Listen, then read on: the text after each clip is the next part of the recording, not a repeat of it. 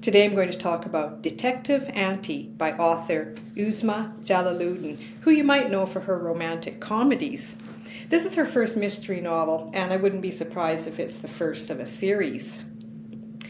Detective Aunty might be your choice for a somewhat cozy read, which is a little surprising given the murder and grief and marital infidelity and family dysfunction involved.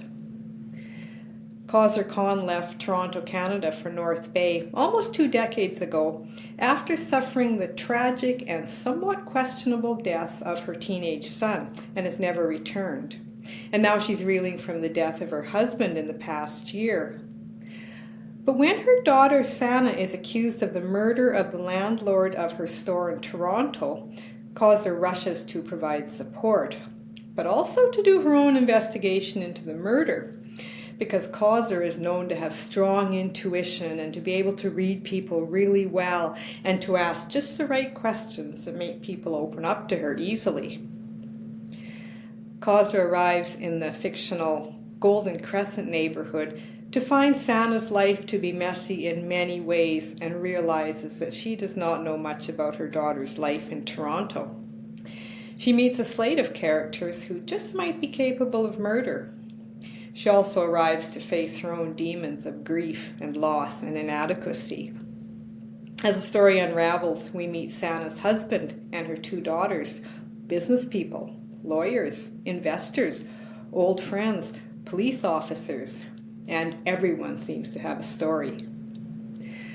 The heart of this novel is Golden Crescent, an ethnically rich neighborhood which has changed substantially since Kazar raised her children there, and where the author paints a picture of social issues such as cost of living, inequality, crime, racism, and the risk of losing culture and connectedness and traditions to business and development.